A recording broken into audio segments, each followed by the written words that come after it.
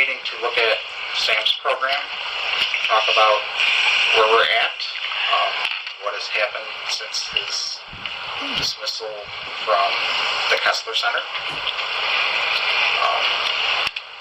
One of the things that I tried to do was try to get him stabilized before we look at what are their other options, and that's the reason I invited Chuck Allen here to talk about that.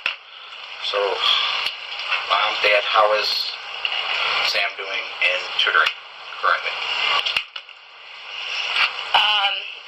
The tutor comes for maybe a half an hour. She doesn't own a computer. She doesn't own a cell phone. She's a very low-income person. She doesn't have any materials. She doesn't have much knowledge.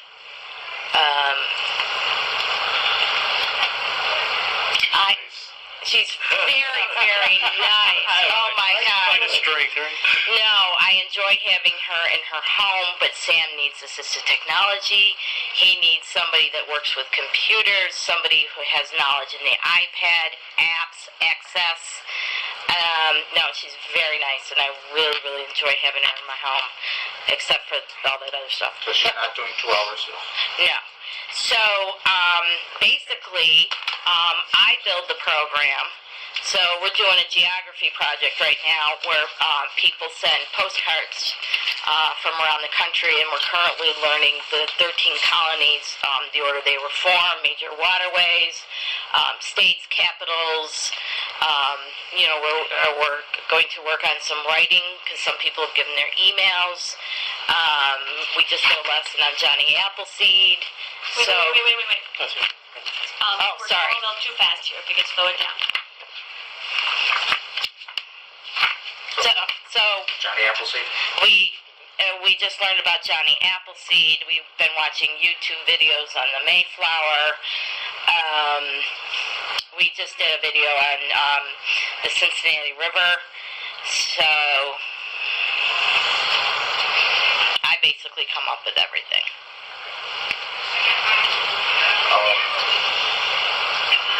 Greg? Yes. Are you been able to supply information or work for? Charlotte and I met just last week. She's given me a list of some things that are interests for Sam.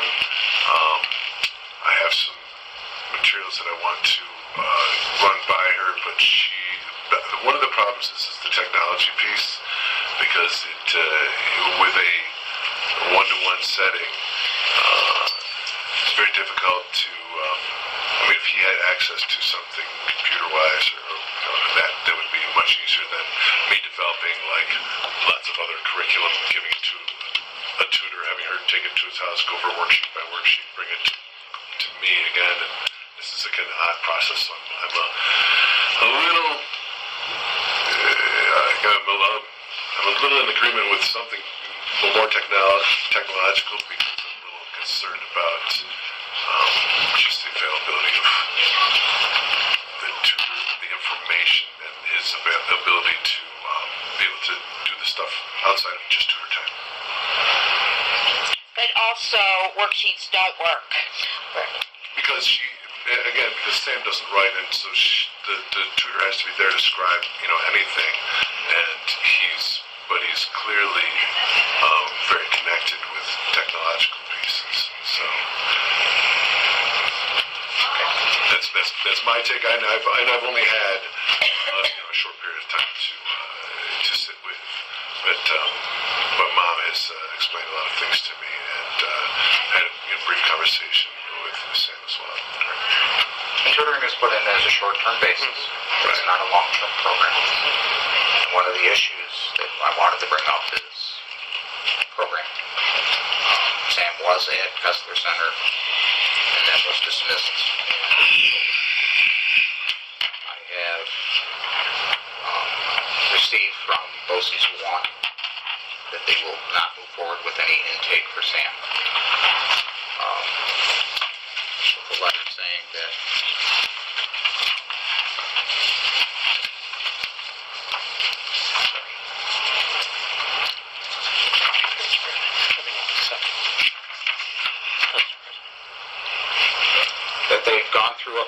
numerous. What did you say? I said, I was just explaining it. They won't accept them. They won't accept going through an intake. They've gone through the process at least once To look at him. And my comment was that doesn't surprise me. And a lot of it has to do with that they would have to change his psychiatric care.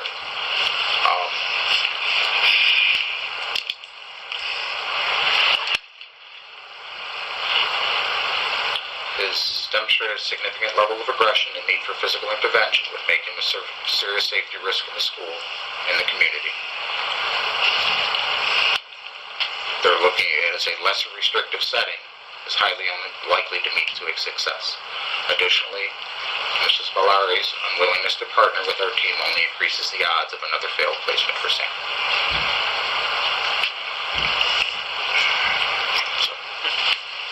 And who wrote this letter? This is from Dennis Glazer, the coordinator of the intakes for Monroe If I know who that is. Yes. And that includes Creekside. That was Creekside. That was Creekside. That was to look at Creekside. That day treatment out there. Day treatment. He knows the programs. Dan, and they're basing this refusal for intake based on what had happened at Kessler? Partly. Is that what I'm understanding? Partly, but also the previous process of going through an intake. I refuse to have Sam be put in a seclusion closet. And I can't say that I blame you there. Thank you. Okay? And he's been at the Morgan Bird program in the past. He was at Boce's one previously, so they know him as a student prior. Right, and we had three allegations of abuse at Bird Morgan. Which none of them were founded. Bird Morgan, can you spell it? Doesn't matter. Bird Morgan is it? Bird, B-I-R-D, Morgan, M-O-R-G-A-N. Middle school program? Yes, elementary. Elementary. So it was at Bird Morgan. I came on to the case. We looked at BOCES 2. That was unsuccessful in a lesser restrictive setting. Because they had him listen to songs about bus safety and having him watch cartoons, and he would scream at them. Don't you know they are treating you like babies? Wait, I'm confused. Was he done talking? I'm confused. No, it was not done. Yeah, that's why I was confused as to where it was going after that. So if you could... Where at BOCES 2, there were issues with significant emotional breakdowns. Did not lead to any physical restraint, mainly because the staff felt that that would not be of benefit for him. This was a less restrictive 12-on-1 setting. After that, Sam was on tutoring while we awaited the Kessler Center. We looked at BOCES 1, Creekside at that point, but really wanted to have Kessler per mom's request. At Kessler, we've had numerous issues where he was being having need of physical intervention multiple times during the day. Right. So we're currently on tutoring with, that's one of the reasons I asked you to come, Chuck, and say, do you know of anything? Is there anything else? Because tutoring is not a long-term program. I can look for a different tutor who would be more adept at assistive technology or things more computer-based.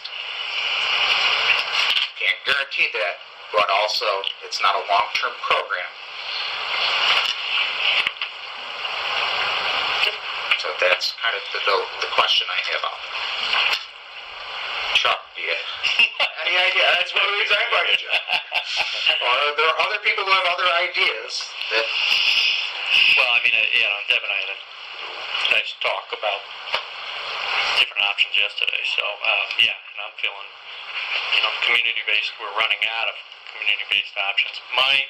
One of my concerns is just, and that's what we're talking a lot about, getting Sam some therapeutic support, no matter where he goes, but in the meantime, and I don't know. I mean, I know that the Kessler experience was didn't go well. Let me put it that way. And I don't know. I mean, I think he needs some stability. I think.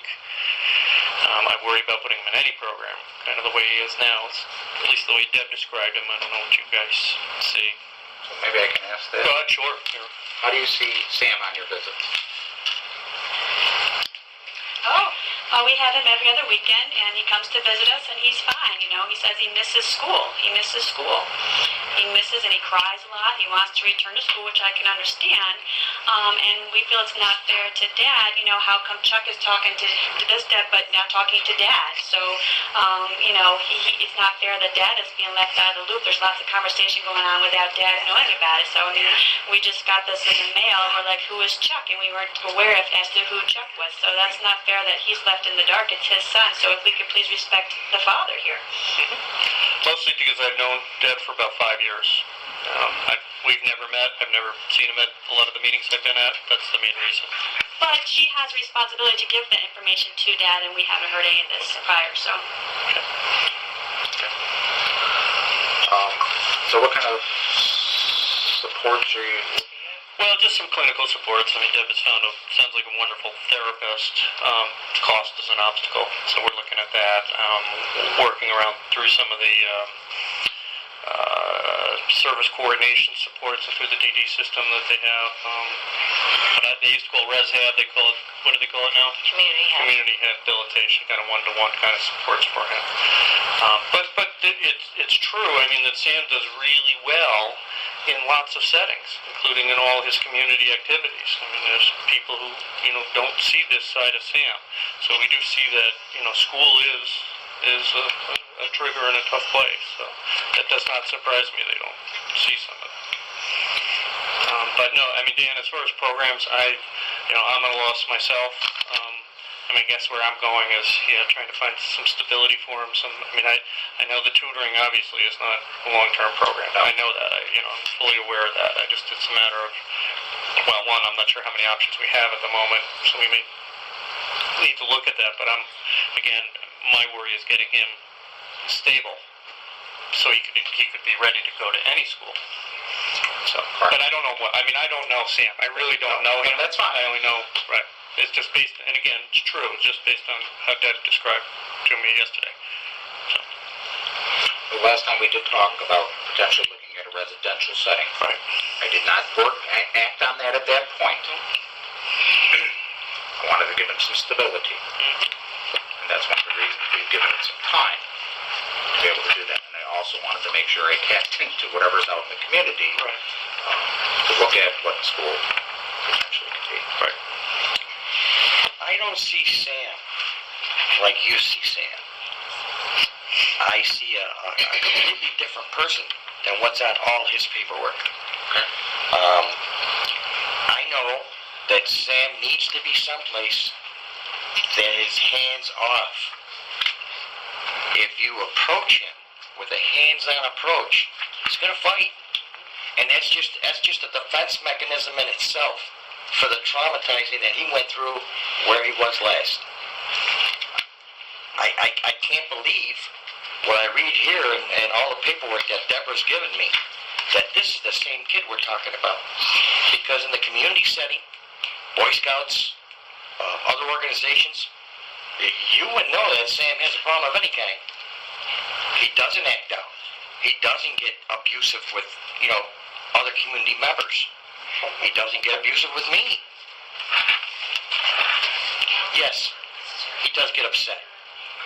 But upset that I can calm him down without a hands-on approach. And I feel if I can calm him down, then staff should be trained well enough to do the same thing. Can we just clarify, Vic, what is your title? I'm Sam's. I was asked to be Sam's advocate. Advocate, okay.